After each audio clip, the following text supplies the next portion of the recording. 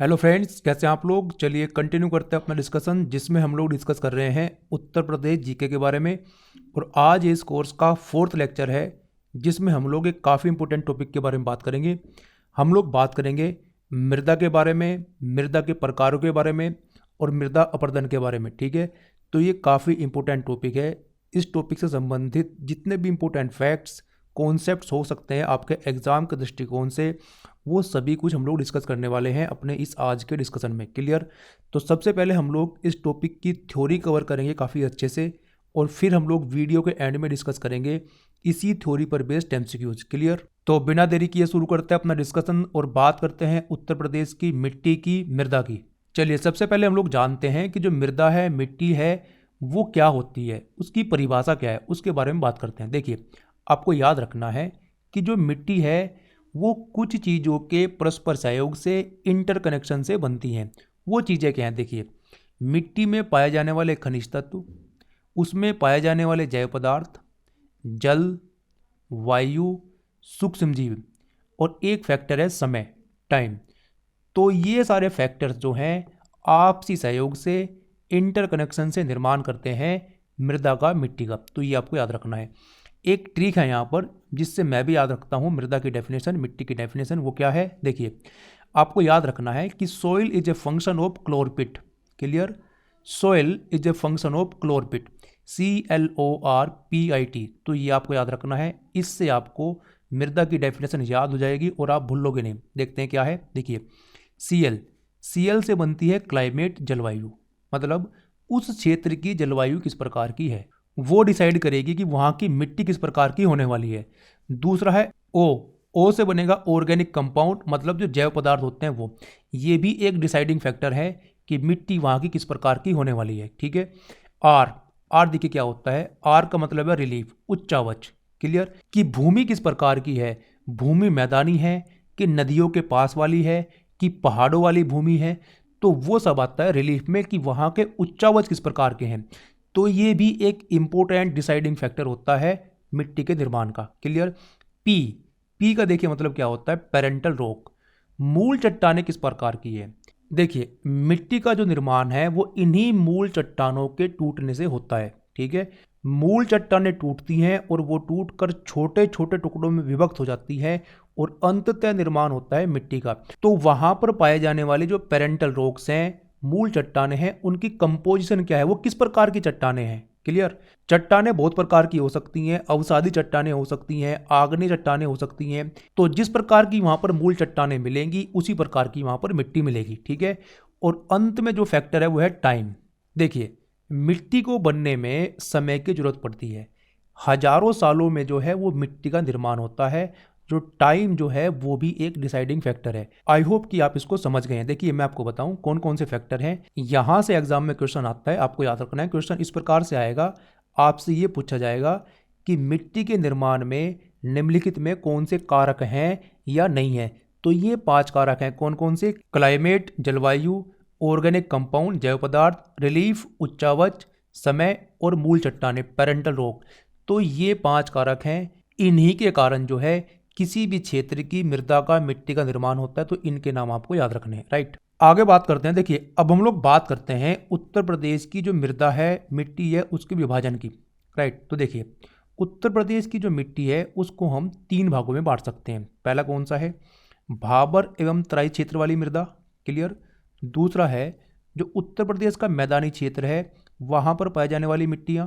Clear. और तीसरा है उत्तर प्रदेश का जो दक्षिणी पठारी क्षेत्र है, वहां पर पाए जाने वाली मिट्टियां। ठीक है।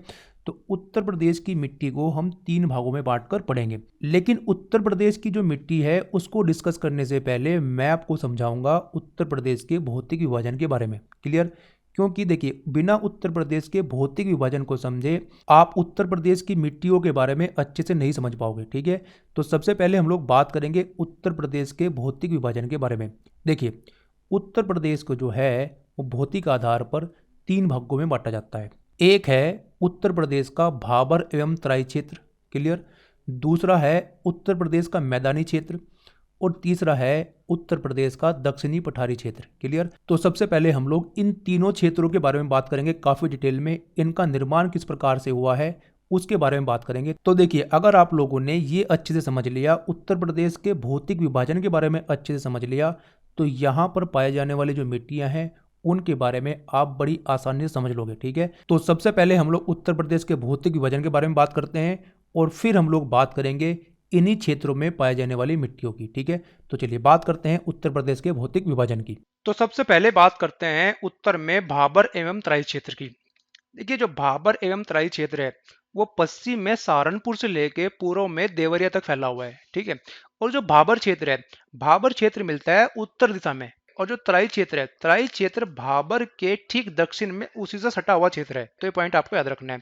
अगर जो हम बात करें कि भाबर क्षेत्र का निर्माण कैसे हुआ, तो ऐसा होता है कि जो हिमालय है, हिमालय से जो नदियां निकल के चलती हैं वो अपने साथ में बड़े बड़े पत्थर लेके आती हैं। ठीक है, बड़े बड़े बोल्डर्स लेके आती हैं, तो उन पत्थरों को वो नदियां भाबर क्षेत्र में इकट्ठा करती हैं। तो पूरे के पूरे भाबर क्षेत्र में क्या मिलता है, बड़े बड़े बोल्डर्स और बड़े बड़े पत्थर मिलते हैं। तो होता क्या है कि जो नदियां हैं वो इन पत्थरों के नीचे से प्रवाहित होती हैं। ठीक है, तो इसको ऐसे भी बोलते हैं कि भाई जो नदियां हैं वो भाबर क्षेत्र में विलोपित हो जाती हैं। क्यों? क्योंकि वो नीचे से प्रवाहित होती है, उनका जल वहां पे दिखता नहीं है। आगे देखिए, क्योंकि इस पूरे के पूरे क्षेत्र में पत्थर पाए जाते हैं, बड़े बड़े बोल्डर्स पाए जाते हैं, तो ये कृषि की दृष्टि से, खेती की दृष्टि से ये क्षेत्र जो है अनुपयुक्त है। अब बात करते हैं तराई क्षेत्र की।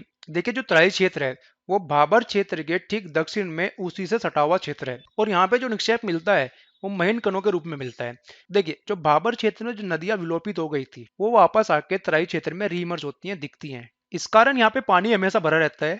ठीक है, एक दलदली क्षेत्र है तराई क्षेत्र जो है, और काफी उपजाऊ क्षेत्र है। ठीक है, इसको मार्सी लैंड भी बोलते हैं। देखिए, वर्षा जो है यहाँ पे अच्छी मात्रा में होती है, जिस कारण से गन्ना और धान की जो खेती है वो यहाँ पे अच्छी मात्रा में होती है। अब हम क्या करते हैं कि ये जो भाबर एवं तराई क्षेत्र है इसको मैप के जरिए देखते हैं। ये जो रेंज है, इस रेंज का नाम है शिवालिक रेंज। ठीक है, देखिए, हिमालय जो है उसको 3 भागों में बांटा गया है। सबसे ऊपर वाले हिमालय को बोलते हैं ग्रेट हिमालय। ठीक है, उसके बाद में नंबर आता है मिड हिमालय का, और जो सबसे नीचे हिमालय है, जो सबसे दक्षिण दिशा वाला हिमालय है, उसको बोलते हैं लोअर हिमालय, उसी का नाम है शिवालिक रेंज। तो देखिए, जो शिवालिक रेंज के ठीक दक्षिण दिशा में है वो है भाबर क्षेत्र।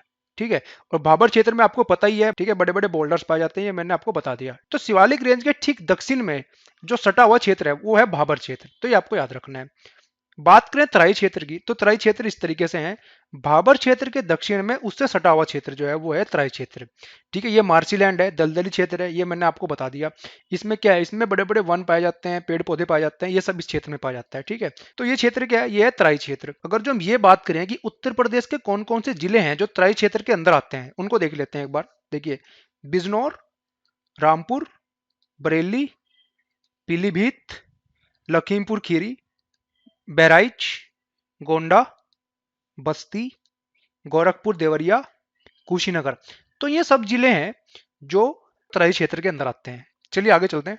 अब हम बात करते हैं उत्तर प्रदेश के दूसरे भौगोलिक क्षेत्र की, जिसका नाम है मैदानी क्षेत्र, और इसी को बोलते हैं गंगा का मैदानी क्षेत्र। ठीक है, देखते हैं इसको। देखिए, ये जो क्षेत्र है ये भाबर एवं तराई क्षेत्र तथा दक्षिण का जो पठारी क्षेत्र है उसके बीच में अवस्थित है। ठीक है, तो आपको याद रखना है। और ये जो क्षेत्र है समतल है और काफी उपजाऊ क्षेत्र है। ठीक है, अगर जो हम बात करें कि इस क्षेत्र का निर्माण कैसे हुआ, जो हिमालय से बहुत सारी नदियां निकलती हैं, जैसे गंगा, यमुना, उसकी सहायक नदियां। ठीक है, तो उन नदियों के द्वारा जो अवसाद बहाकर लेके आया जाता है, उनके निक्षेपण के द्वारा इस मैदान का निर्माण हुआ है। कि जो निक्षेप है, जो अवसाद यहाँ पे इकट्ठा हुआ है, उनकी संरचना के आधार पर इस मैदान को हम 2 भागों में बांट सकते हैं। एक का नाम है बांगर क्षेत्र और दूसरे का नाम है खादर क्षेत्र। ठीक है, इनके बारे में अभी हम डिस्कस करेंगे डिटेल में। अब हम क्या करते हैं कि जो गंगा का मैदानी क्षेत्र है उसको मैप के जरिए समझते हैं। इस मैदानी क्षेत्र के जो उत्तर में है वो है आपका हिमालय। अगर जो बात करें इसके दक्षिण की, तो एक तरफ तो है इसके विंध्यन रेंज और दूसरी तरफ है छोटा नागपुर प्लेट्यू। तो देखिए, अभी हमने बात की कि इसका निर्माण कैसे हुआ है। इसका निर्माण हुआ है कि जो हिमालय से नदियां निकल के आती हैं और वो जो अवसाद लेके आती हैं, उनके निक्षेपण के कारण इस मैदान का निर्माण हुआ है। ठीक है, तो देखिए, नदियां कौन कौन सी हैं, गंगा है, ठीक है, यमुना है, और उनकी सहायक नदियां हैं, जैसे कि रामगंगा हो गई, आपकी गोमती हो गई, शारदा हो गई, घाघरा हो गई। ठीक है, तो ये सारी नदियां क्या करती हैं साथ में, ये सारी नदियां अवसाद भाकर लेके आ रही है उनका यहाँ पे डिपोजिशन करती है, उनका यहाँ पे निक्षेपण करती है, ठीक है। उस कारण से इस मैदान का निर्माण हुआ है। तो देखिए ये जो डिपोजिशन की प्रक्रिया है ये लाखों वर्षों से चली आ रही है निरंतर, ठीक है, जिसके परिणाम स्वरूप इस मैदान का निर्माण हुआ है, ये आपको याद रखना है। एक इंपॉर्टेंट बात आपको ये याद रखनी है यहाँ पे कि भाई ये जो डिपोजिशन है ये बहुत ज्यादा फर्टाइल है, ठीक है, काफी उपजाऊ है ये, और इसको बोलते हैं फर्टाइल एलुवियल डिपोजिशन। एलुवियल की जो हिंदी होती है उसको बोलते हैं जलोढ़, ठीक है। तो इस प्रकार से इस मैदान का निर्माण जलोढ़ मिट्टी के कारण होता है, ठीक है। जलोढ़ मिट्टी काफी उपजाऊ होती है, इस मैदान को बोलते हैं एलुवियल प्लेन, जलोढ़ीय मैदान। अब हम बात करते हैं बांगर क्षेत्र और खादर क्षेत्र की, ठीक है। देखिए अभी हमने देखा था कि जो मैदानी क्षेत्र है, जो गंगा का मैदान है, जिसको एलुवियल प्लेन भी बोलते हैं, उसके निक्षेपों की संरचना के आधार पर इस मैदानी क्षेत्र को हमने दो भागों में बांटा था। एक का नाम था बांगर क्षेत्र, दूसरे का नाम था खादर क्षेत्र। तो सबसे पहले बात करते हैं बांगर क्षेत्र की।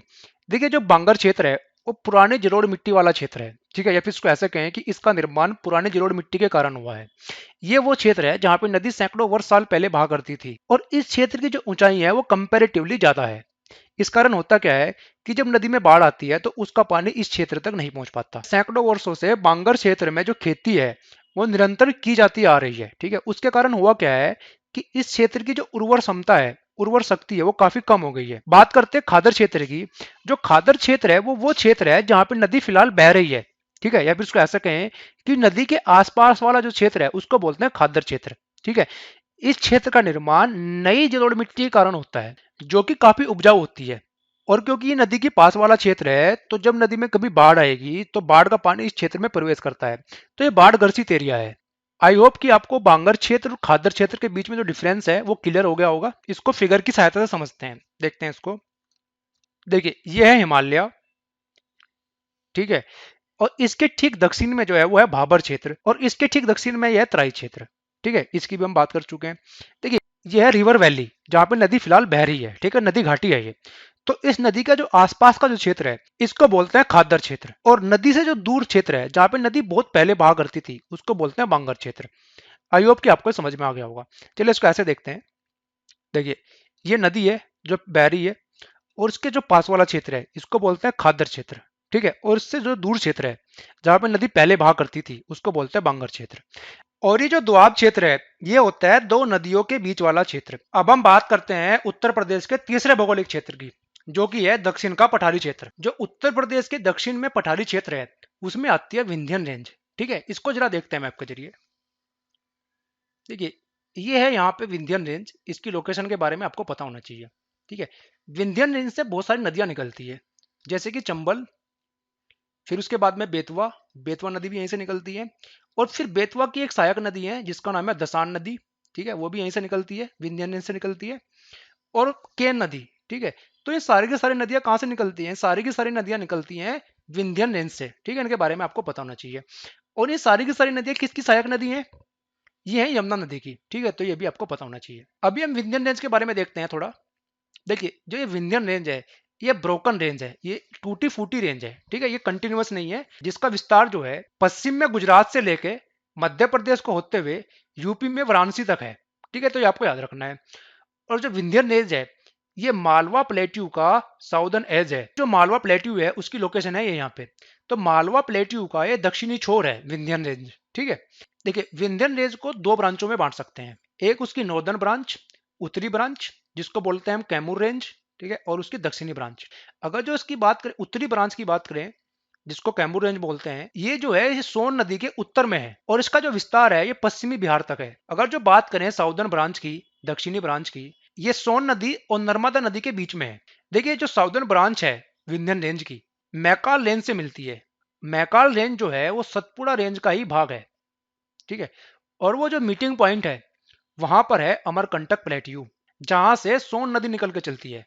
देखिए जो विंध्यन रेंज है उसकी नॉर्दर्न ब्रांच का नाम है कैमूर रेंज, और इसकी जो साउदर्न ब्रांच है ये मिलती है यहाँ पे आके मैकाल रेंज से, और जो वो मीटिंग पॉइंट है वो उसका नाम है अमरकंटक प्लेट्यू, ठीक है, और अमरकंटक से निकल के चलती है सोन नदी, जिसके नॉर्थ में कौन है? जिसके नॉर्थ में है कैमूर रेंज। आई होप कि आपको समझ में आ गया होगा।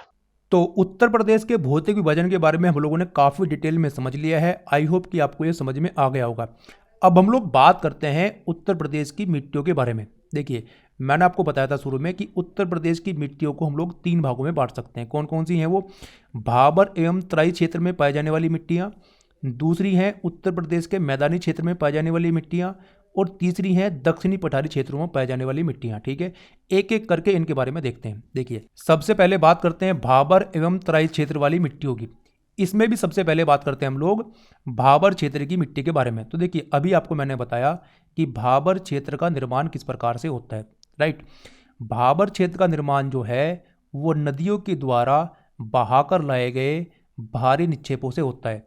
इस क्षेत्र में जो है वो बड़े बड़े कंकड़, पत्थर और मोटा बालू मिलता है।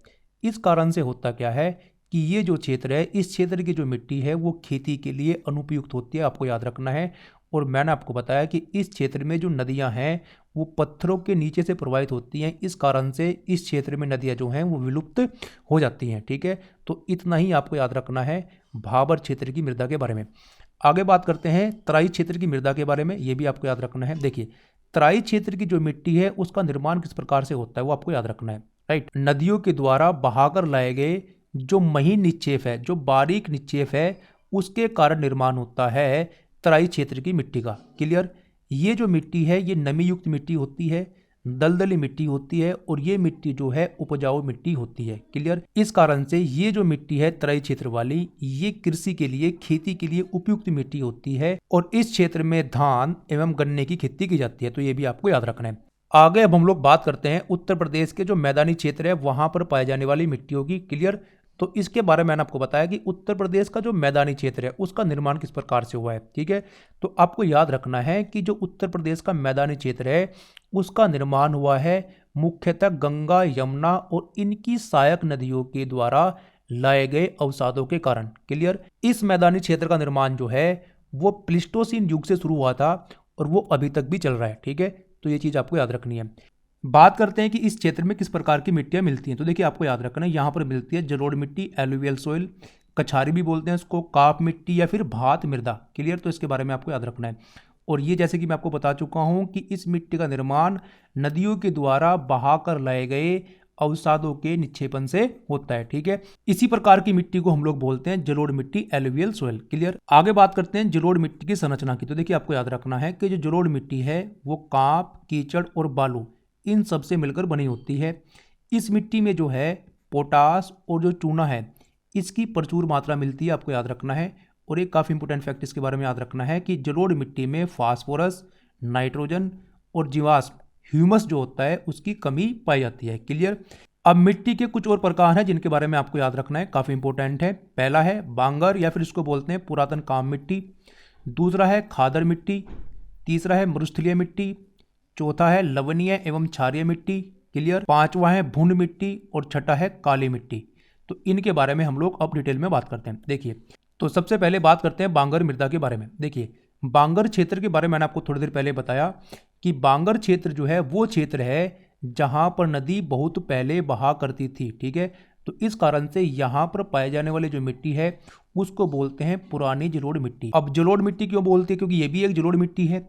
इसका निर्माण भी जो है नदियों के द्वारा बहाकर लाए गए अवसादों से ही हुआ है, लेकिन इसका निर्माण काफी पहले हो चुका है, क्योंकि नदी जो है वहां पर कभी पहले बहा करती थी, बहुत समय पहले। तो इस कारण से इस मिट्टी को बोलते हैं पुरानी जलोढ़ मिट्टी। ठीक है, इसके कुछ और नाम है वो भी आपको याद रखने हैं। इसको बोलते हैं उपहार मिट्टी, दोमट मिट्टी, मटियार बलुई दोमट मिट्टी या फिर मटियार दोमट।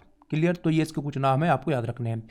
ये जो मिट्टी है परिपक्व होती है और इसकी जो प्रोफाइल होती है वो गहरी है। क्लियर? देखिए, मैंने आपको बताया था soil is a function of clorpit, उसमें जो टी है, टी मतलब टाइम, समय, तो जितना ज़्यादा समय व्यतीत होगा मिट्टी के जो प्रोफाइल है वो उतनी ज़्यादा विकसित होगी, मिट्टी की जो गहराई है वो उतनी ज़्यादा होगी, और मिट्टी जो है अपनी परिपक्व अवस्था में होगी, मैच्योर अवस्था में होगी। ठीक है, तो ये आपको याद रखना है। आगे बात करें, देखिए इस क्षेत्र में हुआ क्या है कि जो उर्वरक हैं, जो फर्टिलाइजर्स हैं, उनका बहुत ज़्यादा प्रयोग किया गया है समय के साथ में, और इस कारण से हुआ क्या है कि इस क्षेत्र की जो उर्वर शक्ति है, फर्टिलिटी है, वो काफ़ी कम हो गई है। तो ये आपको याद रखना है बांगर क्षेत्र के बारे में। ठीक है, आगे एक इंपॉर्टेंट फैक्ट आपको याद रखना है कि बांगर जो मृदा है उसमें नाइट्रोजन और फास्फोरस की कमी पाई जाती है, आपको याद रखना है। देखिए, बांगर जो मृदा है उसको हम लोग दो भागों में बांटकर देख सकते हैं। ये काफ़ी इंपॉर्टेंट है, आपको याद रखना है कौन कौन से। एक है लवणीय मिट्टी और दूसरी होती है क्षारीय मिट्टी। क्लियर। ये बांगर मिट्टी के ही प्रकार हैं, ये काफ़ी इंपॉर्टेंट है, इनके बारे में आपको याद रखना है। ठीक है, देखिए सबसे पहले हम लोग ये बात करते हैं कि इस मिट्टी को क्षारीय मिट्टी या फिर लवणीय मिट्टी क्यों कहा जाता है। तो इसका जो सबसे बड़ा कारण है वो ये है कि इस क्षेत्र में काफ़ी लंबे समय से जो क्षारीय उर्वरक हैं उनका बहुत बड़ी मात्रा में और असंतुलित प्रयोग किया जा रहा है। इस कारण से यहाँ की जो मिट्टी है वो हो गई है क्षारीय मिट्टी। ठीक है, तो ये आपको याद रखना है। दूसरा कारण इसका क्या है, वो ये है कि इस क्षेत्र में जो सिंचाई की सुविधाएं हैं वो काफ़ी अच्छी है। मतलब इस क्षेत्र में जो जल की अधिकता है वो काफ़ी ज़्यादा है। सिंचाई चाहे नलकूप से हो या फिर नहरों से। क्लियर। तो इस क्षेत्र में सिंचाई की जो उपलब्धता है वो काफ़ी अच्छी है। और इस कारण से होता क्या है कि इस क्षेत्र में वाटर लॉगिंग वाली प्रॉब्लम होती है, मतलब खेतों में पानी भरा रहता है। इस कारण से जो मिट्टी की प्रकृति है वो क्षारीय प्रकृति हो जाती है, आपको याद रखना है। ठीक है, अब यहाँ पर हम लोग एक काफ़ी इंपॉर्टेंट डिफरेंस के बारे में बात करते हैं जो कि आपको याद रखना है। देखिए यहाँ पर दो मिट्टियों के बारे में हम लोग बात कर रहे हैं, लवणीय मिट्टी और क्षारीय मिट्टी। ठीक है, आपको लग रहा होगा कि ये दोनों एक ही मिट्टी है, लेकिन नहीं, इनमें थोड़ा सा बेसिक डिफरेंस होता है, उसके बारे में हम लोग बात करते हैं। काफ़ी इंपॉर्टेंट है, ध्यान से सुनिएगा। देखिए सबसे पहले हम लोग बात करते हैं लवणीय मिट्टी की। देखिए लवणीय मिट्टी में कुछ लवण मिलते हैं जैसे कि सोडियम, मैग्नीशियम, पोटेशियम, कैल्शियम इत्यादि। ठीक है, तो जिस मिट्टी में इस प्रकार के लवण मिलते हैं उसे हम कहते हैं लवणीय मिट्टी। और लवणीय मिट्टी का जो रंग है वो सफ़ेद रंग होता है। ठीक है, अब आप समझिए कि क्षारीय मिट्टी फिर किसको कहते हैं। देखिए क्षारीय मिट्टी में भी बहुत सारे लवण मिलते हैं, लेकिन क्षारीय मिट्टी की विशेषता ये है कि उसमें जो सोडियम लवण है उसकी अधिकता मिलेगी। क्लियर। सोडियम जो लवण है वो प्रचुर मात्रा में मिलेगा क्षारीय मृदा में, और इस कारण से क्षारीय मृदा का जो रंग है वो काला रंग हो जाता है। ठीक है, तो ये बेसिक डिफरेंस है लवणीय मृदा में और क्षारीय मृदा में, ये आपको क्लियर रखना है। ठीक है, आगे बात करें। देखिए काफ़ी इंपॉर्टेंट फैक्ट है, आपको याद रखना है कि उत्तर प्रदेश में जो अधिक विस्तार है वो क्षारीय मृदा का ही मिलता है, क्षारीय मिट्टी का ही मिलता है। भूलना नहीं है इसके बारे में, ये बार बार एग्जाम में पूछा जाता है। ठीक है, और बात करें लवणीय मृदा की, तो देखिए लवणीय मृदा का सबसे ज़्यादा विस्तार जो है वो गुजरात राज्य में मिलता है। तो दो इंपॉर्टेंट फैक्ट मैंने आपको बताए, क्षारीय मृदा का सबसे अधिक विस्तार जो है वो उत्तर प्रदेश में मिलता है, और लवणीय मृदा का सबसे अधिक विस्तार जो है वो गुजरात राज्य में मिलता है, आपको याद रखना है। ठीक है, आगे बात करें। देखिए लवणीयता और क्षारीयता के कारण उत्तर प्रदेश की लगभग 10% भूमि जो है वो ऊसर हो चुकी है। ऊसर मतलब बंजर हो चुकी है।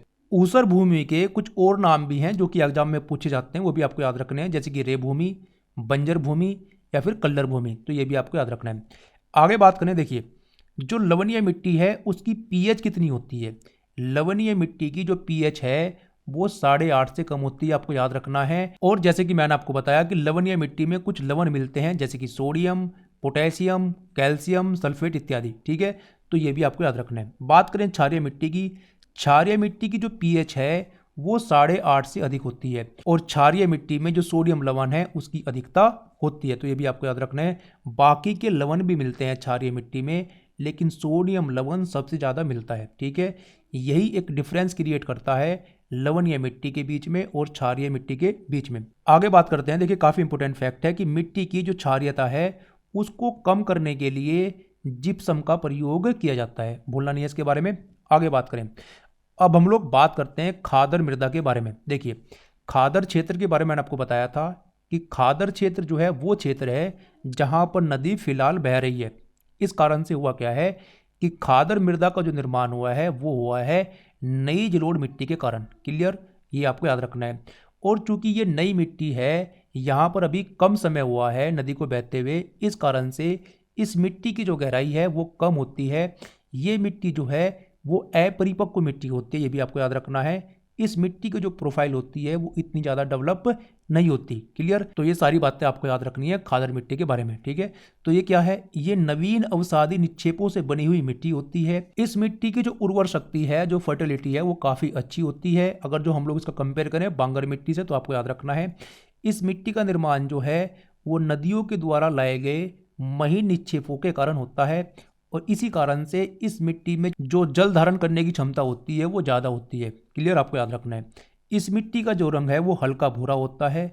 और देखिए ये काफ़ी इंपॉर्टेंट है, इस मिट्टी में चूना, पोटास, मैग्नीशियम और जैव तत्व ह्यूमस जो है उसकी मात्रा अधिक पाई जाती है। ठीक है, तो ये आपको याद रखना है खादर मिट्टी के बारे में। आगे हम लोग बात करते हैं मरुस्थलीय मिट्टी की। तो देखिए इसके बारे में आपको याद रखना है कि ये उत्तर प्रदेश के सभी जिलों में नहीं मिलती, बल्कि ये उत्तर प्रदेश के पश्चिमी जिलों में ही मिलती है। कौन कौन से जिले हैं? मथुरा, आगरा, अलीगढ़। ठीक है, ये वो जिले हैं जिनकी बाउंड्री टच होती है राजस्थान के साथ में। ठीक है, तो यहीं पर मिलती है आपकी मरुस्थलीय मिट्टी, आपको याद रखना है। देखिए इस मिट्टी में लवण और फास्फोरस जो है वो प्रचुर मात्रा में मिलता है, आपको याद रखना है। इस मिट्टी में नाइट्रोजन और जीवाश्म इसकी कमी होती है, आपको याद रखना है। क्लियर। और ये मिट्टी जो है चूंकि मरुस्थलीय मिट्टी है तो उपजाऊ नहीं होती इतनी, लेकिन इस मिट्टी में जो है हम लोग मोटे अनाज की खेती कर सकते हैं। ठीक है, आगे बात करें। देखिए अब हम लोग बात करते हैं काली मिट्टी की। काली मिट्टी के बारे में कुछ फैक्ट्स काफ़ी इंपॉर्टेंट है, आपको याद रखने हैं। देखिए काली मिट्टी जो है वो उत्तर प्रदेश के पश्चिमी जिलों में और जो उत्तर प्रदेश का बुंदेलखंड वाला क्षेत्र है वहाँ पर मिलती है, आपको याद रखना है। ठीक है, इस मिट्टी की जो जल धारण करने की क्षमता होती है वो सबसे ज़्यादा होती है, आपको याद रखना है। और इस मिट्टी में नाइट्रोजन, फास्फोरस और ह्यूमस जीवाश्म तत्व जो है इन सभी की कमी होती है, आपको याद रखना है। इस मिट्टी के कुछ और नाम हैं जैसे कि करेल मिट्टी, कपास मिट्टी या फिर रेगूर मिट्टी, तो ये आपको याद रखना है। एक काफ़ी इंपॉर्टेंट फैक्ट इस मिट्टी के बारे में आपको याद रखना है कि इस मिट्टी में कपास की खेती की जाती है। क्लियर। आगे बात करते हैं भूंड मिट्टी के बारे में। तो देखिए इसके बारे में आपको याद रखना है गंगा यमुना नदी और उनकी जो सहायक नदियां हैं और उनका जो बाढ़ वाला क्षेत्र है वहां पर इस प्रकार की मिट्टी मिलती है, आपको याद रखना है। अब हम लोग बात करते हैं उत्तर प्रदेश का जो दक्षिणी पठारी क्षेत्र है वहां पर पाए जाने वाली मिट्टी होगी। ठीक है, तो ये भी काफ़ी इंपॉर्टेंट है, आपको याद रखना है। देखिए यहाँ पर पाए जाने वाली जो मिट्टियाँ हैं उनको बोलते हैं बुंदेलखंडीय मिट्टी। क्यों? क्योंकि देखिए ये जो दक्षिण का पठारी क्षेत्र है ये कौन सा क्षेत्र है? ये है बुंदेलखंड वाला क्षेत्र। इसी कारण से यहाँ पर पाए जाने वाली मिट्टी को क्या बोलते हैं? बुंदेलखंडीय मिट्टी। तो आपको याद रखना है। बात करते हैं इस मिट्टी के प्रकारों की। तो देखिए काफ़ी इंपॉर्टेंट है, इसके कुछ प्रकार हैं जो कि आपको याद रखने हैं। उनमें सबसे पहला है लाल मिट्टी, लाल मृदा। वेरी वेरी इंपॉर्टेंट, भूलना नहीं है इसके बारे में। उत्तर प्रदेश में जो लाल मिट्टी है वो मिलती है दक्षिणी इलाहाबाद वाले क्षेत्र में, झांसी जिले में, सोनभद्र, मिर्जापुर और जो उत्तर प्रदेश का चंदौली जिला है, तो इनमें जो है लाल मिट्टी का विस्तार है, आपको याद रखना है। इसके बारे में एक इंपॉर्टेंट फैक्ट आपको यहाँ पर याद रखना है कि ये जो लाल मिट्टी है इसमें लौह अंश Fe2O3 फेरिक ऑक्साइड की जो मात्रा है वो अधिक होती है। और एक इंपॉर्टेंट फैक्ट जो एग्जाम में बार बार पूछा जाता है वो ये है कि इस मिट्टी का लाल रंग जो है वो किसके कारण होता है। तो आपको बताना है कि इस मिट्टी का लाल रंग जो है वो फेरिक ऑक्साइड के कारण होता है, याद रहेगा आपको। आगे बात करें। देखिए इस मिट्टी में नाइट्रोजन, फास्फोरस, चूना और ह्यूमस जीवाश्म की कमी होती है, आपको याद रखना है। और आगे आपको याद रखना है कि इस मिट्टी में दलहन और तिलहन की खेती की जाती है। क्लियर। आगे बात करें। देखिए अगला प्रकार है इसका भोंटा मृदा, याद रखना इसके बारे में। देखिए भोंटा मृदा जो है वो विंध्यन रेंज की जो चट्टानें हैं उनके टूटने के कारण बनती है। मतलब यहाँ पर जो पेरेंटल रॉक्स हैं, जो मूल चट्टानें हैं वो कौन सी हैं? वो है विंध्यन रेंज। क्लियर। तो विंध्यन श्रेणी की जो चट्टानें हैं उनके टूटने के कारण निर्माण हुआ है भोंटा मृदा का, भूलना नहीं है, ये आपको याद रखना है। इस मिट्टी में जो है वो मोटे अनाज की खेती की जाती है। क्लियर। आगे बात करें, अगले प्रकार के बारे में बात करते हैं। देखिए पड़वा या फिर परवा मृदा। क्लियर। इसके बारे में आपको याद रखना है कि ये जो मिट्टी है ये हल्के रंग की बलुई दोमट मिट्टी होती है, आपको याद रखना है। इसमें ह्यूमस जीवाश्म की कमी होती है, ये भी आपको याद रखना है। बात करें कौन कौन से जिलों में इसका विस्तार है, तो उत्तर प्रदेश का हमीरपुर जिला, जालौन और जो यमुना नदी का तटीय क्षेत्र है वहाँ पर पड़वा मिट्टी जो है वो मिलती है। क्लियर। इस मिट्टी में जो है ज्वार की और चने की खेती की जाती है, ये भी आपको याद रखना है। अगले प्रकार के बारे में बात करते हैं रोकड़ मृदा। इसके बारे में आपको याद रखना है कि ये जो मिट्टी है ये लाल भूरे रंग की मिट्टी होती है। इसमें जीवाश्म की कमी होती है और इसमें तिल और चने की खेती की जाती है। ये सारे इंपॉर्टेंट फैक्ट्स आपको याद करते चलने हैं, भूलने नहीं है। अगले प्रकार के बारे में बात करते हैं मांड मृदा के बारे में। देखिए मांड मृदा जो है ये काली मिट्टी के ही समान होती है, इसका रंग जो है वो काला ही होता है, आपको याद रखना है। और इसमें भी जो है वो जल धारण करने की क्षमता जो है बहुत ज़्यादा होती है, जिस प्रकार से काली मिट्टी में होती है। जल प्राप्त करने के बाद में ये मिट्टी जो है वो चिपचिपी हो जाती है, आपको याद रखना है। इस कारण से इस मिट्टी में जो कृषि कार्य है, जो खेती करना है वो कठिन होता है। क्लियर, याद रहेगा आपको। ये मिट्टी जो है उत्तर प्रदेश के पश्चिमी जिलों में मिलती है। अब हम लोग बात करते हैं मृदा अपरदन के बारे में। ये भी काफ़ी इंपॉर्टेंट है और यहाँ से भी बहुत बार एग्जाम में क्वेश्चन आते हैं, तो इसको भी आपको ध्यान से समझना है। देखिए, उत्तर प्रदेश की अगर जो हम लोग बात करें, उत्तर प्रदेश में हमें दो प्रकार का मृदा अपरदन देखने को मिलता है। कौन कौन सा? एक है जलीय अपरदन और दूसरा है वायु अपरदन। जलीय अपरदन मतलब जल के द्वारा मृदा का अपरदन, मतलब नदियों के द्वारा मृदा का अपरदन, और वायु अपरदन मतलब वायु के द्वारा मृदा का अपरदन। ठीक है, तो ये आपको याद रखना है। देखिए, उत्तर प्रदेश में जो जलीय अपरदन है वो वायु अपरदन की अपेक्षा अधिक प्रभावित है। उत्तर प्रदेश में बहुत सारी नदियां बहती हैं, गंगा है, यमुना है, और उनकी बहुत सारी सहायक नदियां हैं।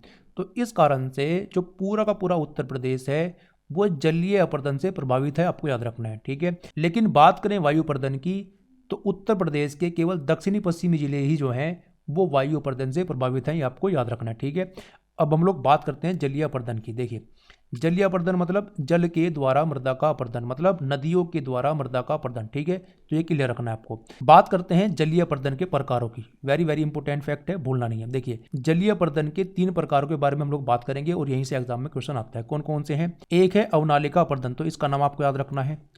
दूसरा है यहाँ पर शुद्ध सरिता अपरदन, और तीसरा है परत अपरदन। ठीक है, तो इसी से हम लोग शुरुआत करते हैं। सबसे पहले हम लोग जानते हैं कि परत अपरदन क्या होता है। तो देखिए, आपको याद रखना है कि परत अपरदन में जो मिट्टी है और मिट्टी की जो सबसे ऊपरी उपजाऊ परत होती है उसका क्रमिक रूप से धीरे धीरे जो है जल के द्वारा अपरदन होता है। समझ में आई आपको बात? देखिए, परत अपरदन क्यों कहा गया है इसको? जो मिट्टी की सबसे ऊपरी उपजाऊ परत है उसका धीरे धीरे क्रमिक रूप से जो है अपरदन होता है, और ये जो अपरदन है इतना सूक्ष्म होता है, मतलब इतने धीरे धीरे से होता है कि जो किसान है वो इसको देख नहीं पाता।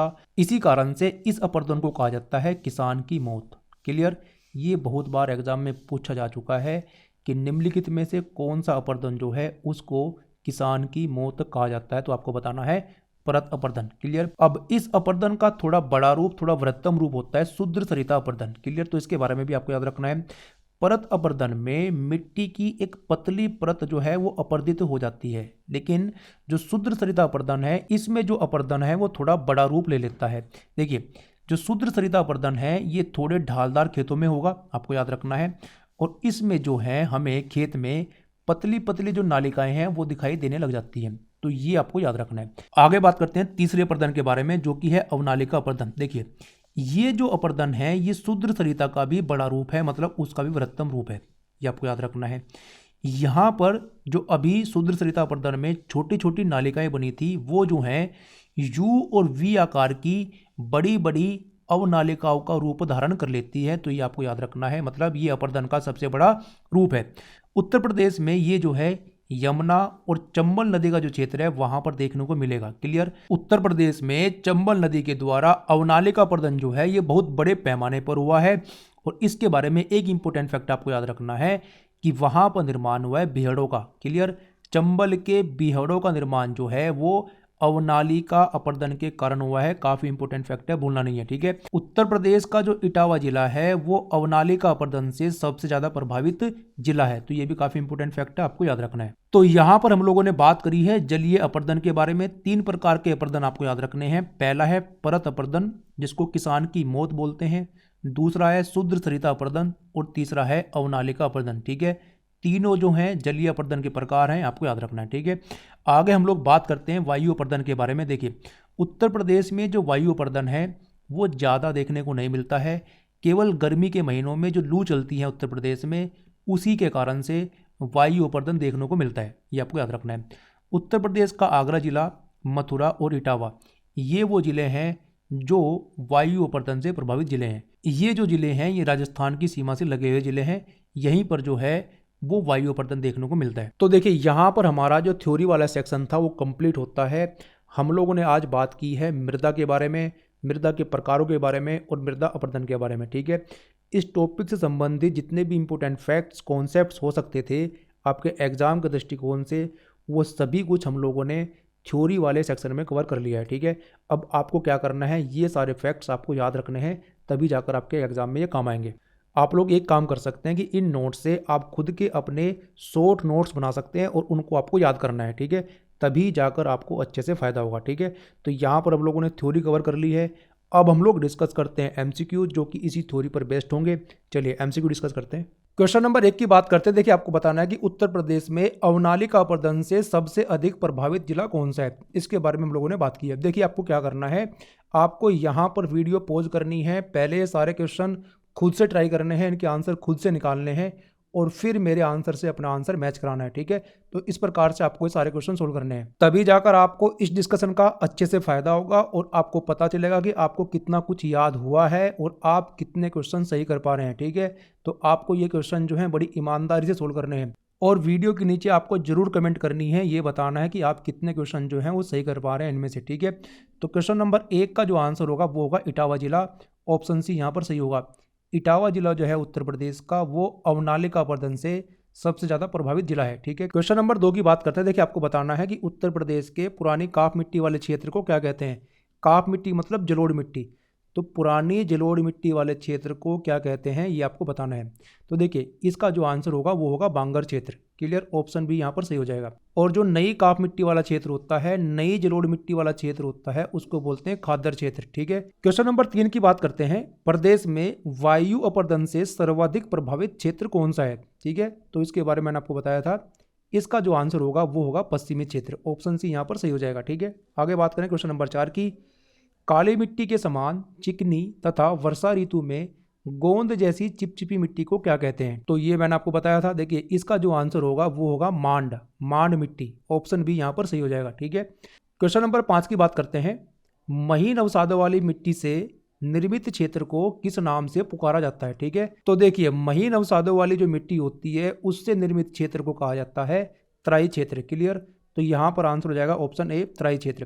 क्वेश्चन नंबर 6 की बात करते हैं। प्रदेश में लाल मिट्टियाँ कहाँ पाई जाती हैं। ठीक है, तो देखिए, प्रदेश में जो लाल मिट्टी हैं वो पाई जाती हैं मिर्जापुर और झांसी वाले क्षेत्र में। ठीक है, तो ऑप्शन सी यहाँ पर सही हो जाएगा। राइट, एक बार फिर से मैं आपको रिमाइंड करा देता हूँ। देखिए, ये सारे क्वेश्चन मैं सोल्व कर रहा हूँ, आपको वीडियो देखनी ही नहीं है। ठीक है, आपको क्वेश्चन भी ट्राई करने हैं वीडियो पॉज कर तभी जाकर आपको फायदा होगा। राइट, क्वेश्चन नंबर 7 की बात करते हैं। रोकर मिट्टी उत्तर प्रदेश में कहाँ पाई जाती है, आपको बताना है। देखिए, रोकर मिट्टी जो है ये पर्वतीय क्षेत्रों पर पाई जाती है, आपको याद रखना है। तो यहाँ पर आंसर हो जाएगा ऑप्शन सी, पर्वतीय एवं पहाड़ी ढालों पर। क्लियर, क्वेश्चन नंबर 8 की बात करते हैं। बांगर मिट्टी कहाँ नहीं पाई जाती है, ये आपको बताना है। देखिए, बांगर मिट्टी कहाँ पर पाई जाती है वो मैं आपको बता देता हूँ। बांगर मिट्टी जो है ऊंचे मैदानी भागों में पाई जाती है। बांगर मिट्टी जो है वो समतली मैदानों में भी पाई जा सकती है, लेकिन जो बांगर मिट्टी है वो निचले मैदानी भागों में नहीं पाई जाती, ये आपको याद रखना है। यहाँ पर पाई जाएगी खादर मिट्टी। क्लियर, तो इसका आंसर हो जाएगा ऑप्शन सी। आगे बात करें क्वेश्चन नंबर 9 की। तराई क्षेत्र की मृदाओं में किस फसल की पैदावार अच्छी होती है। ठीक है, तो इसके बारे में हम लोग बात कर चुके हैं। देखिए, तराई क्षेत्रों में जो खेती होती है वो होती है गन्ने की और धान की। क्लियर, तो यहाँ पर आंसर हो जाएगा ऑप्शन डी, गन्ना व धान दोनों। Clear, option A and B दोनों सही हैं। क्वेश्चन नंबर 10 की बात करते हैं। देखिए, आपको बताना है कि लाल मिट्टी में निम्न में से किसकी फसल नहीं उगाई जाती। तो देखिए, लाल मिट्टी में कौन कौन सी फसल उगाई जाती है ये आपको याद रखना है। लाल मिट्टी में गेहूं की फसल भी उगाई जाती है, लाल मिट्टी में चना और दाल की फसल भी उगाई जाती है, लेकिन लाल मिट्टी में चावल की फसल नहीं उगाई जाती है। तो यहाँ पर आंसर हो जाएगा ऑप्शन बी, चावल। क्वेश्चन नंबर 11 की बात करते हैं। उत्तर प्रदेश में सर्वाधिक क्षेत्र में पाए जाने वाली मिट्टी कौन सी है। ठीक है, तो देखिए, सर्वाधिक क्षेत्र में उत्तर प्रदेश में पाई जाती है जलोढ़ मिट्टी। क्लियर, और जलोढ़ मिट्टी को ही बोला जाता है काप मिट्टी। तो यहाँ पर आंसर हो जाएगा ऑप्शन ए, काप मिट्टी। क्लियर, आगे बात करें क्वेश्चन नंबर 12 की। उत्तर प्रदेश के पश्चिमी जिलों तथा बुंदेलखंड क्षेत्रों में पाए जाने वाली काली मिट्टी का स्थानीय नाम क्या है। तो देखिए, काली मिट्टी के मैंने आपको कुछ नाम बताए थे, अगर आपको याद हो। देखिए, काली मिट्टी को कहा जाता है रेगुर मिट्टी और करेल मिट्टी। क्लियर, तो यहाँ पर जो आंसर हो जाएगा वो हो जाएगा ऑप्शन बी, करेल। क्लियर, करेल जो है वो काली मिट्टी का ही नाम है। और काली मिट्टी के बारे में एक इंपॉर्टेंट फैक्ट ये है कि इसमें कपास की खेती की जाती है। क्वेश्चन नंबर 13 की बात करते हैं। उत्तर प्रदेश में भाबर क्षेत्र का निर्माण किस प्रकार की मिट्टी से हुआ है। देखिए, यहाँ पर बात हो रही है भाबर क्षेत्र की। तो मैंने आपको बताया था कि भाबर क्षेत्र में मिलते हैं बड़े बड़े पत्थर, बोल्डर्स मिलते हैं। तो भाबर क्षेत्र की मिट्टी जो है वो कंकरीली और पथरीली होती है। तो ऑप्शन ए यहाँ पर सही हो जाएगा। ठीक है, क्वेश्चन नंबर 14 की बात करते हैं। प्रदेश में मृदा अपरदन के मुख्य कारण निम्नलिखित में से कौन से हैं। तो देखिए, ऑप्शन ए में दिया हुआ है रेगिस्तानी क्षेत्र में वायु के द्वारा, ऑप्शन बी तराई क्षेत्र में जल प्लावन द्वारा, ऑप्शन सी वनस्पति क्षेत्र में कटाई द्वारा। तो मैं आपको बताऊं ये तीनों कारक होते हैं मृदा अपरदन के, तो यहाँ पर जो आंसर हो जाएगा वो हो जाएगा ऑप्शन डी उपयुक्त सभी। क्लियर। क्वेश्चन नंबर 15 की बात करते हैं। नदियों द्वारा लाई गई काप मिट्टी मतलब जलोढ़ मिट्टी, क्लियर, एलुवियल सोइल, काप मिट्टी से निर्मित उत्तर प्रदेश के उपजाऊ क्षेत्र को क्या कहते हैं? तो देखिए जो उत्तर प्रदेश का मैदानी क्षेत्र है उसका निर्माण कैसे हुआ है? उसका निर्माण जो है जलोढ़ मिट्टी के कारण ही हुआ है और उसको जलोढ़िया मैदान ही बोलते हैं, उसको एलुवियल प्लेन ही बोलते हैं। ठीक है, इसके बारे में मैंने आपको बताया था। तो यहाँ पर जो आंसर होगा वो होगा मैदानी क्षेत्र, ऑप्शन बी यहाँ पर करेक्ट हो जाएगा। राइट। तो देखिए यहाँ पर हम लोगों ने एमसीक्यू भी डिस्कस कर लिया है इस टॉपिक के। अब आपको जल्दी से कमेंट करनी है और बताना है कि आपके कितने एमसीक्यू सही हुए हैं। ठीक है, तो इस प्रकार से ये जो टॉपिक था हमारा उत्तर प्रदेश जीके का मृदा के प्रकार और मृदा अपरदन, ये यहाँ पर कवर होता है। तो ये आपको बिल्कुल पक्का कर लेना है, इससे बाहर आपके एग्जाम में एक भी क्वेश्चन नहीं जाने वाला है। ठीक है, आई होप कि आपको पूरा का पूरा डिस्कशन जो है वो समझ में आया होगा अच्छे से। तो इस डिस्कशन में इतना ही, मिलते हैं नेक्स्ट वीडियो में। Thank you.